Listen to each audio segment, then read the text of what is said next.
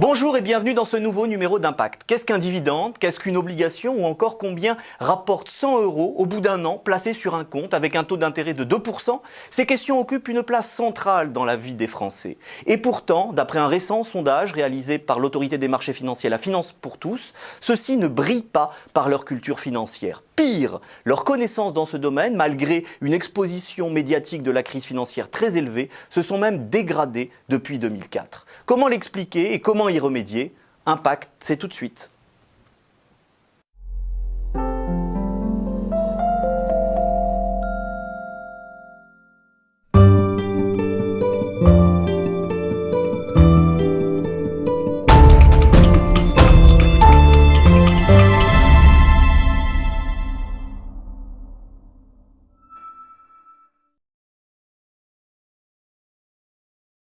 Avec nous sur ce plateau aujourd'hui, Pascal Micolo-Marcel, bonjour. Vous êtes délégué général de la Finance pour tous, qui est une association d'intérêt général qui s'est donnée pour mission d'améliorer la culture financière des Français et de renforcer leur éducation financière. Merci d'avoir accepté notre invitation.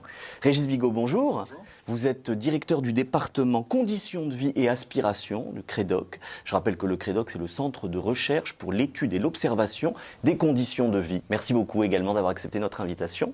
À côté de vous, François Villeroy de Galhau, bonjour. Vous dirigez la banque de détail du groupe BNP Paribas en France.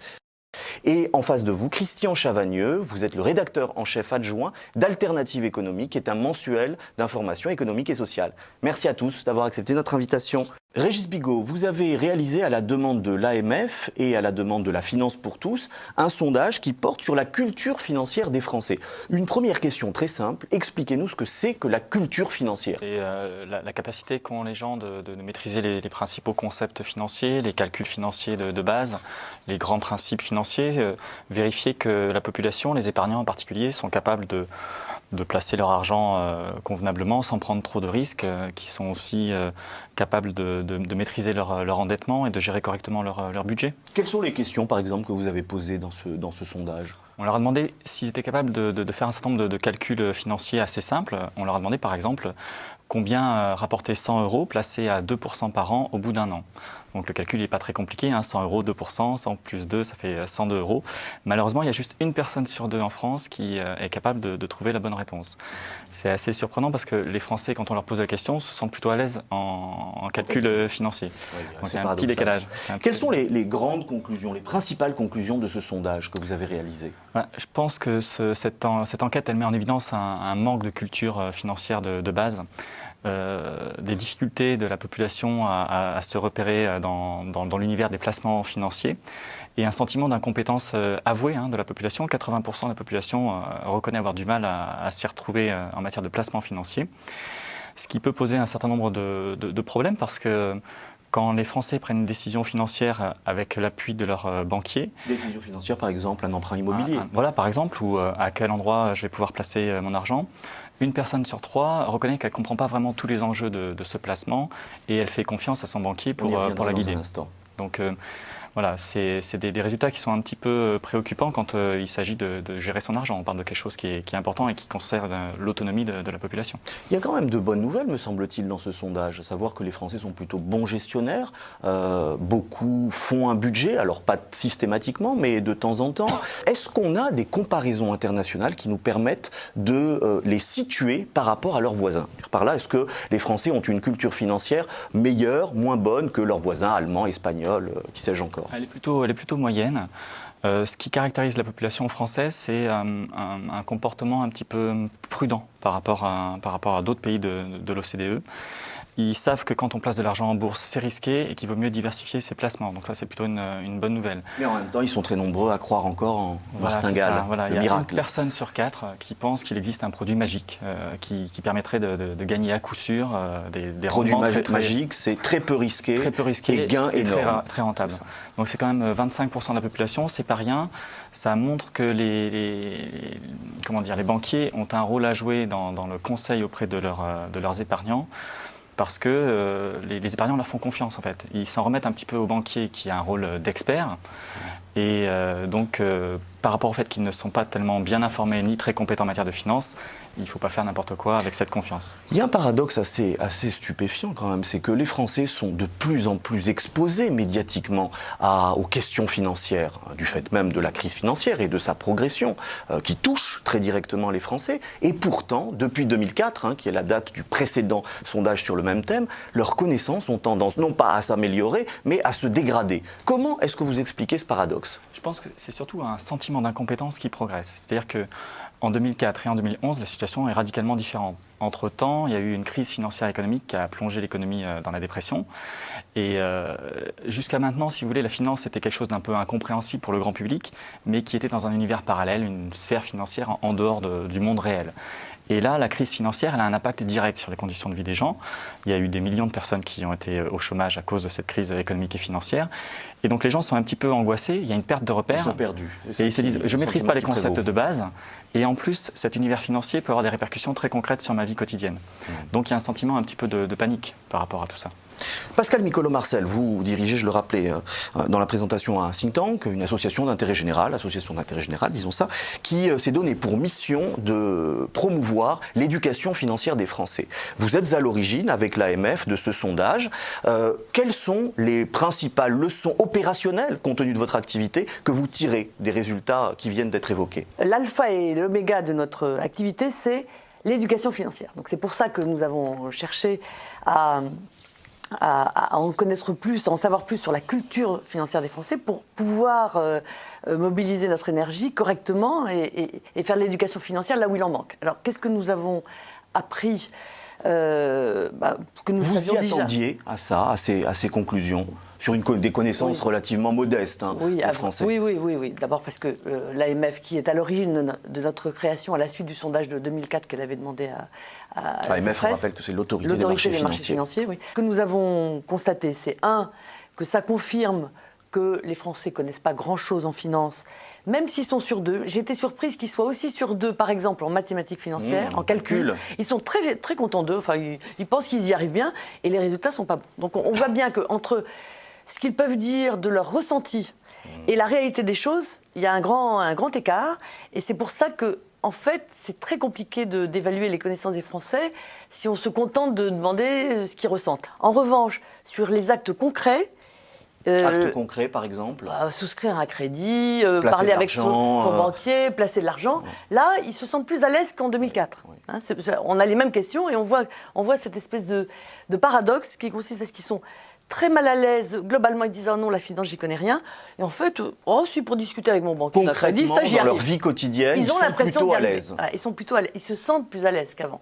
Ils se sentent pas très à l'aise, mais ils sont plus à l'aise qu'avant. François Villerat-de-Galhau, il y a un deuxième paradoxe intéressant, c'est que sur un plan plutôt global, macro, les Français, on le sait, se défient des banques, des banquiers. Ils voient ça sous un angle un peu menaçant, a fortiori dans le contexte de la crise. En même temps, et vous le rappeliez tous les deux, ils font énormément confiance dans des proportions qui sont très importantes. Je crois que c'est 69% qui s'en remettent à leurs banquiers et à ce qu'on appelle le conseiller clientèle. Comment est-ce que vous expliquez ce paradoxe? Défiance globale et confiance dans leur vie quotidienne. C'est vrai qu'il y a une dégradation de l'image des banques globalement. Et honnêtement, on peut l'expliquer par cette crise financière très douloureuse pour beaucoup de gens qu'on traverse depuis 4 ans. Alors, après, quand on regarde l'opinion, elle est beaucoup plus confiante vis-à-vis de sa banque, quand on interroge les Français, et encore plus vis-à-vis de son conseiller bancaire. Et on retrouve ça dans l'enquête de la finance pour tous. C'est vrai que ce 69% de confiance à son conseiller pour expliquer les produits financiers, il nous encourage. Vous y attendiez à ce résultat Oui, il est très... On retrouve dans toutes les enquêtes que nous faisons régulièrement, y compris au niveau de la profession, on retrouve à peu près 70% de confiance dans le conseiller. Mais en même temps, il nous oblige. Et nous, à BNP Paribas, il se trouve que nous lançons ces semaines-ci une très grosse campagne qui s'appelle Parlons Vrai, avec une présence en affichage, en télévision et sur le net. Dans nos agences, et c'est intéressant par rapport à l'action de la finance pour tous, nous développons des ateliers que nous appelons Parlons Vrai, qui sont sur des thèmes correspondant assez largement à ceux de l'enquête, c'est-à-dire l'épargne, l'assurance vie, je dois souscrire un crédit immobilier, etc. Alors, par rapport à ce que Pascal Nicolo-Marcel disait, nous considérons que ça fait partie de notre responsabilité. Faire de la pédagogie. Ces ateliers ne cherchent pas du tout à vendre un produit, ils cherchent à expliquer, et nous le faisons à partir de modules qui sont préparés par la finance pour tous. Donc, c'est pas des modules où nous vendons notre soupe, si j'ose dire. C'est vraiment de l'explication, et je crois que c'est un bon exemple de partenariat. Nous avons tous intérêt et le devoir effectivement d'accroître la culture financière des Français et en particulier de faire disparaître ou baisser beaucoup ce fameux taux de 25% qui est ma principale alerte dans ce sondage. Il ne faut pas que le moindre établissement financier peu recommandable puisse prétendre vendre un produit à haut rendement et à sécurité maximale. Ça n'existe pas. Est-ce que les banques de détail, la BNP, mais aussi les autres, ne profitent pas peut-être un petit peu de connaissances un peu modestes des Français par rapport à certains produits sophistiqués? Nous n'avons aucun intérêt à, si c'est le sens de votre soupçon, entretenir nos clients dans une inculture financière, etc. Nous sommes les premiers à souhaiter, comme tout le monde... Pourquoi vous n'y avez pas intérêt? Mais nous n'y avons pas intérêt parce qu'on a intérêt à avoir en face de soi des clients adultes et durables. Vous savez, c'est très simple, Karim. On peut peut-être une fois vendre à un client un produit avec des arguments faux du type de la martingale. Simplement, un client, vous le gardez pour des années et des décennies. Et donc, vous lui vendez peut-être une fois, mais pas deux, parce qu'il s'en aperçoit. La banque, c'est un métier de relations durables et c'est un métier de confiance. Et donc, nous voulons développer ça, nous avons intérêt à développer ça, et l'éducation financière de nos clients et plus largement du public, ça fait partie de cette mission. Puis permettez-moi d'ajouter que comme professionnel, on a aussi une déontologie, une vocation. Moi, je crois à notre métier, mais j'y crois dans la confiance et la clarté. Christian Chavagneux, est-ce que vous attendiez à un tel taux ou niveau de confiance des Français à l'égard de leurs conseillers clientèle, de leurs banquiers?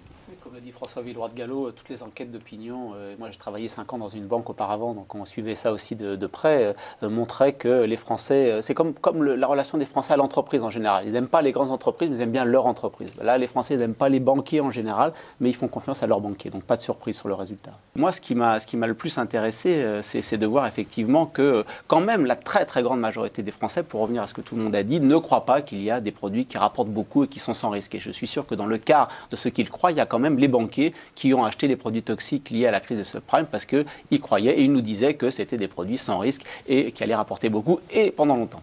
François Villeroy de Galhau. Oui, deux choses par rapport à ce qui vient d'être dit. Sur les subprimes, je le rappelle que c'est né aux États-Unis. Une banque comme BNP Paribas, qui est présente dans beaucoup de pays européens et aux États-Unis, en Californie, n'a pas vendu un seul euro ou un seul dollar de subprime. Et donc je crois qu'il faut quand même savoir distinguer entre les banques et les banques, quoi. Il y a celles qui ont fait leur métier proprement, et puis il y a des banques, notamment de l'autre côté de l'Atlantique, qui se sont un peu dévoyées. Mais aussi au Royaume-Uni, mais aussi en Suisse, mais aussi en France. Il se trouve qu'en France, il n'y a pas de banque qui ait fait des subprimes là-dessus, je crois qu'il faut le dire. Et que Dexia est une banque franco-belge et qui n'a pas fait de subprime au sens immobilier. Calion n'a pas fait de subprime. Le subprime, ça consiste à émettre... Rappelez ce que c'est je crois qu'il faut peut-être... Produit financier très sophistiqué qui a causé la perte de Lehman. Le subprime, qui est à l'origine de la crise financière, et puis malheureusement, il y a eu d'autres éléments qui l'ont fait rebondir depuis. Mais le subprime, c'est un crédit immobilier très long, et avec des remboursements qui sont progressifs, c'est-à-dire que vous remboursez moins au début et de plus en plus au fur et à mesure que la durée de votre prêt s'allonge. Moi, je fais partie de ceux, je crois comme nous tous, qui souhaitent que les responsabilités soient claires, y compris de la part des professionnels. Et je crois qu'on peut aussi se réjouir que les banques françaises n'aient pas joué à ce jeu-là, et au passage, c'est lié qu'elle n'ait pas coûté au contribuable, qu'au contraire, elle lui ait rapporté, à la différence d'autres systèmes bancaires que vous citiez, comme le Royaume-Uni. Pascal Nicolo-Marcel. Il y a un sujet qui peut nous permettre de reparler d'éducation financière, un sujet sur lequel il y a matière pour les ménages les plus modestes, c'est tout ce qui est commission d'intervention dont vous parliez tout à l'heure. Commission d'intervention, rappelons ce que c'est. Alors la commission d'intervention, c'est la commission que prend la banque chaque fois que un découvert non autorisé. Qu'elle accepte de payer alors qu'elle n'a pas autorisé le découvert ou que la personne est au-delà du découvert autorisé. Ça fait partie de ce qu'on appelle les agios. Alors, quand vous êtes à découvert, que ce soit autorisé ou pas, vous payez des agios. Mais si vous êtes à découvert au-delà du découvert autorisé, du plafond, vous payez en plus une commission d'intervention. Évidemment, la banque aurait le choix, elle pourrait très bien dire « j'arrête de payer ». Oui. Elle accepte de payer. ça peut, souvent, oui. ça peut faciliter la vie de la personne qui a mis sa carte, qui sinon se retrouverait à ne pas pouvoir faire la dépense tout de suite. Mais ça lui coûte très cher. Et c'est comme ça qu'il y a des ménages avec des ressources très faibles. C'est surtout les ménages modestes qui trinquent, malheureusement. Qui se retrouvent à avoir 500, voire 1000. Je crois qu'il y a des associations de consommateurs qui ont fait le calcul. Il y avait des gens qui avaient 1 000 € par mois de frais bancaires à cause des commissions d'intervention. Donc ça... je crois qu'à la suite du rapport Pogé, il y a eu des mesures qui ont été prises, mais c'est un vrai sujet d'éducation financière. Si les gens comprenaient la différence entre le découvert autorisé et le découvert non autorisé... Ils sont combien, Pascal Micolo-Marcel, dans le sondage, ou Régis Bigot, à faire des découverts non autorisés, à aller au-delà du plafond autorisé? C'est 16% de la population. Ça vous semble quoi, 16%? Ça vous semble encore important? C'est considérable quand on le rapporte aux 60 millions de Français. D'autant que c'est sans doute des ménages plutôt, j'imagine, plutôt Il modestes. n'y a pas que des ménages modestes, hein, mais il y en a des modestes. Alors, c'est 16% qui ont eu, dans les 3 dernières années, un découvert autorisé. Oui. Mais je pense qu'on s'en souvient quand on en a plusieurs. On ne s'en souvient pas quand, une fois dans les 3 ans, on l'a oublié, on ne le sait même pas, on ne s'en rend pas compte. Et ça, c'est un axe important pour vous de l'éducation financière. Dire aux Français, arrêtez d'aller au-delà du plafond autorisé. C'est facile à dire en même temps, mais c'est peut-être pas facile à faire. C'est pas un problème. Ils ont 10 ou 20 € de plus de frais sur leur compte, c'est pas très grave. Mais les gens qui n'ont pas d'argent, c'est élémentaire de savoir exactement quel type de carte ils ont. Carte bleue. Carte de débit ou carte de débit immédiat, de débit différé ou à autorisation systématique, la carte bancaire. Parce que la carte à autorisation systématique, c'est un bon moyen de limiter les découverts. Et puis, effectivement, quand on sent qu'on va avoir un découvert, aller voir son banquier et négocier un découvert, négocier de relever le plafond. Donc, François Villeroy de Galhau, sur cette question du dépassement du plafond, est-ce que vous faites de la pédagogie? Est-ce que vous le dites à vos clients? Je crois qu'on est exactement dans ce sens-là, et Pascal Micolo-Marcel l'a très bien expliqué. Le fonctionnement des commissions d'intervention, c'est pour éviter le blocage des paiements, qui poserait beaucoup de problèmes à la fois aux particuliers et aux commerçants. Alors, on a cité le chiffre de 16% de Français qui pouvaient se retrouver dans cette situation. Je crois qu'il faut beaucoup distinguer ceux à qui c'est arrivé une fois, ponctuellement, qui est la grande majorité de ces 16%. Et là, honnêtement, c'est plutôt un service... Quand vous regardez... Je ne suis pas sûr qu'ils ont répondu oui, ceux à qui c'est arrivé une fois. Et ceux à qui ça arrive systématiquement. En tout cas, je peux vous dire le pourcentage chez BNP Paribas de gens à qui ça arrive régulièrement, c'est pas du tout 16%. C'est de l'ordre de quelques pourcents sur les doigts d'une seule main. Alors, c'est ceux-là avec lesquels il faut trouver une autre solution. Et il y a 2 types de solutions possibles. Soit les gens ont et on revient au budget dont vous parliez, soit les gens ont des rentrées d'argent régulières, et dans ce cas-là, il faut leur trouver une solution de prêt. Un découvert autorisé, une facilité de caisse, un crédit à la consommation, de façon à gérer leur rentrée d'argent selon la bonne trésorerie, le bon calendrier. Apprendre à gérer leur trésorerie. Par contre, il peut y avoir d'autres cas où les gens n'ont pas de rentrée d'argent suffisante de façon durable. Et dans ce cas-là, c'est une autre solution que vous avez évoquée, c'est-à-dire qu'il y a tout à fait moyen de donner aux gens des moyens de paiement qui leur évitent de se retrouver en découvert, notamment, on ne va pas rentrer dans les détails techniques, mais ce que vous appeliez la carte à autorisation systématique. Donc nous sommes engagés. Et ça, vous le dites, vous l'expliquez, les conseils clientèle l'expliquent. Et je vais profiter, si vous voulez bien, de ce matin pour l'expliquer. Nous nous sommes engagés l'année dernière à développer ce qu'on appelle la gamme de moyens de paiement alternatifs, la GPA dans notre jargon. Et chez BNP Paribas, cette GPA est gratuite. Moi, ce qui m'inquiète plus, il faut évidemment éviter ces situations de surendettement, mais poser des questions sur savoir ce que c'est une action, un dividende, c'est quand même réservé à une petite fraction de la population. Ceux qui ont assez de revenus. Non, c'est pas inutile, mais ça concerne une petite fraction de la population. Il faut avoir assez de revenus pour pouvoir épargner. C'est vrai que ça concerne il faut pouvoir 100% des Français. Pour pouvoir acheter sa maison. Une fois qu'on a suffisamment de revenus pour épargner, pour acheter sa maison, il faut encore qu'on ait de l'argent pour faire un placement financier. Donc le rapport pédagogique des Français à la finance, c'est aussi comprendre comment les banquiers font du crédit qui est à destination de l'économie ou du crédit qui va nourrir des bulles spéculatives. C'est aussi comprendre comment quelques petits ingénieurs, petits génies de la finance inventent des nouveaux produits qui peuvent tout à fait servir à mieux se financer, par exemple lorsqu'on prend un prêt immobilier, mais aussi inventer des produits qui vont nous donner la crise des subprimes. Donc le rapport des Français à la finance, c'est aussi comprendre comment les banquiers et les financiers de manière générale servent l'intérêt général ou bien ne servent pas l'intérêt général Pascal ou bien Micolo-Marcel. font jouer sur un casino auquel nous, on ne veut pas jouer. Nous sommes tout à fait d'accord. Nous avons tout à fait pris à notre compte la dimension citoyenne de la pédagogie. C'est-à-dire que, là, je serais tout petit désaccord avec vous. Si on ne sait pas ce que c'est qu'une obligation, on a un tout petit peu de mal. Si on ne sait pas ce que ça représente, à quoi ça correspond, comment ça évolue, on a un tout petit peu de mal à comprendre l'actualité sur les obligations souveraines. Bon, donc, si vous voulez, dans un sondage qui dure, sur lequel on a posé 40 questions, on ne pouvait pas sonder la culture des Français au-delà de quelques questions. Hein. Il fallait aussi avoir une idée de leur comportement et de leur ressenti. Donc, moi, je suis tout à fait d'accord que faire de la pédagogie en matière financière, ça n'est pas seulement expliquer comment on place son argent et comment on fait des crédits, mais c'est décrypter toutes ces notions, décrypter l'actualité, parce que c'est une composante essentielle. D'ailleurs, sur notre site internet, lafinancepourtous.com, nous avons une grande partie de décryptage. Et vous n'êtes pas les seuls à le faire, on vous aide. Bien sûr, non, mais tout à fait, mais on travaille dans le même sens. On a parlé du rôle des banques et de la pédagogie qu'elles mettaient en œuvre, mais fondamentalement, est-ce que c'est pas la collectivité publique d'intervenir pour faire de l'éducation financière? Alors, collectivité publique, évidemment, on pense au ministère de l'Éducation nationale. Pascal Micolo-Marcel, est-ce qu'il vous paraît important que dans les programmes scolaires, vous nous direz peut-être oui ou non, et puis à quel niveau, il puisse y avoir davantage d'éducation financière? Ça me paraît d'autant plus important que nous avons signé en 2009 un partenariat avec le ministère de l'Éducation nationale. Nous sommes maintenant agréés, donc on a franchi l'étape supplémentaire, et nous avons un partenariat dans une académie précise, l'Académie d'Amiens, mais on espère qu'on va essaimer.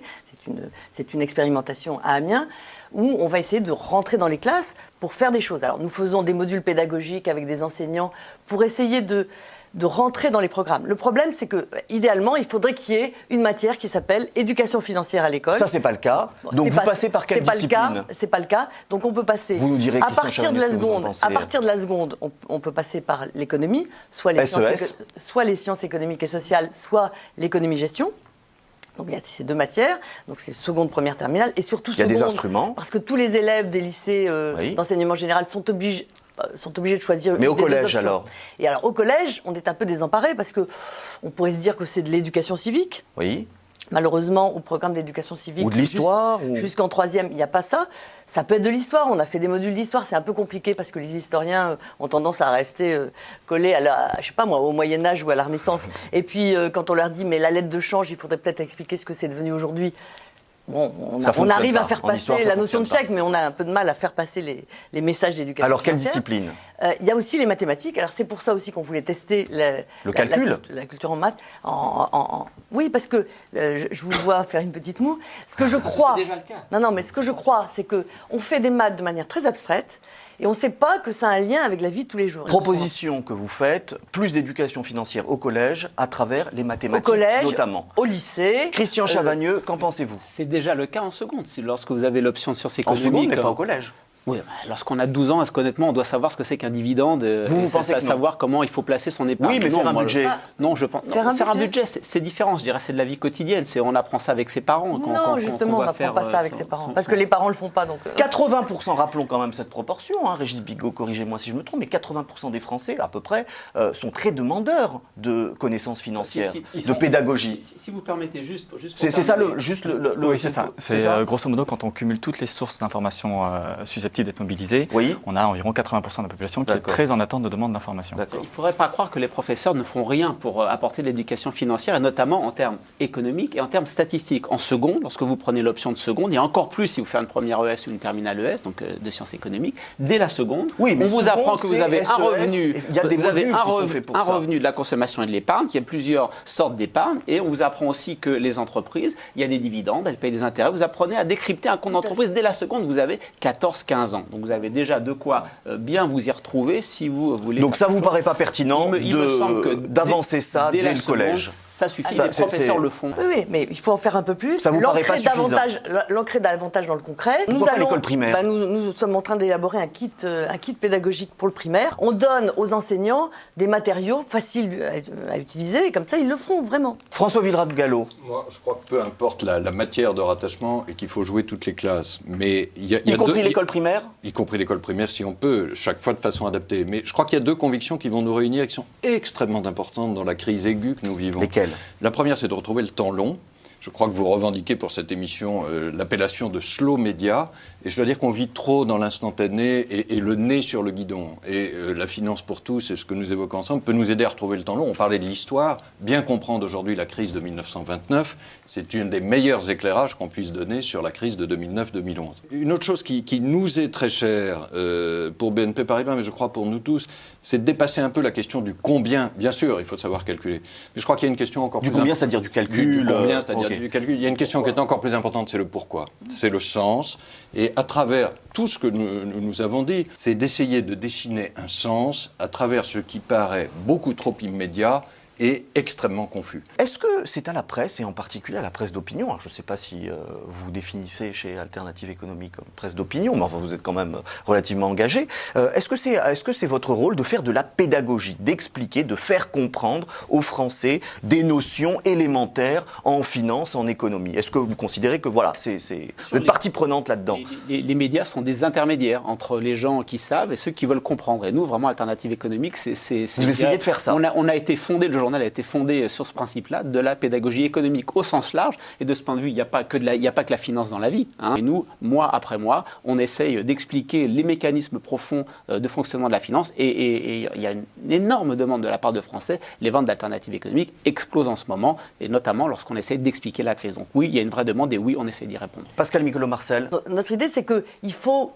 un média supplémentaire étant la presse, il faut fournir à la presse des éléments très simples. Vous savez que dans le sondage, 28% des Français seulement se sentent à l'aise pour lire la presse financière. Donc, s'ils n'arrivent pas à lire la presse financière, ce que nous espérons, c'est qu'ils liront dans la presse quotidienne des éléments qui leur parlent de ces sujets et qui sont une manière d'approcher le sujet. Régis Bigot. Moi, je pense qu'il faut vraiment insister sur la culture financière et pas simplement économique. Vous disiez tout à l'heure, il ne faut pas trop charger le programme en finance et accentuer plutôt sur l'économie. Quelle différence vous faites entre les deux? Parce que la finance, c'est plus compliqué. Et la finance, c'est quand même ça qui a mis à genoux l'économie mondiale. Donc, les gens sont vraiment en attente d'informations. Jusqu'à maintenant, si vous voulez, la finance, c'était peu impactant. C'était un monde qu'on ne comprenait pas, mais qui n'avait pas vraiment d'impact sur la vie quotidienne. Là, aujourd'hui, la demande, elle est forte sur le nerf de la guerre. Et le nerf de la guerre, en ce moment, on voit bien que c'est la finance. On voit bien que c'est les marchés financiers, aujourd'hui, qui mettent les gouvernements en difficulté. Donc, c'est plus une sphère parallèle. Il faut vraiment insister, se concentrer sur le nerf de la guerre en ce moment. François Villeroy-Gallo. C'est peut-être pas une action, c'est un souhait, dont j'espère qu'il n'est pas un rêve. Et que l'esprit de notre émission ou de notre discussion a, je crois, assez bien illustré. On a un énorme challenge là, devant nous d'éducation financière et économique. Je pense quand même que les deux sont assez liés. Qu'on le mène en partenariat au maximum et en additionnant les efforts. Christian Chavagneux, mot de la fin, très rapidement. Plus que les placements financiers, ce qu'il faut comprendre, c'est les ressorts de l'instabilité financière et le pourquoi, comme disait François Gallo, de la finance. À quoi ça sert la finance? Comment on peut la mettre au service de l'économie? Merci à tous. À bientôt dans Impact pour un nouvel échange.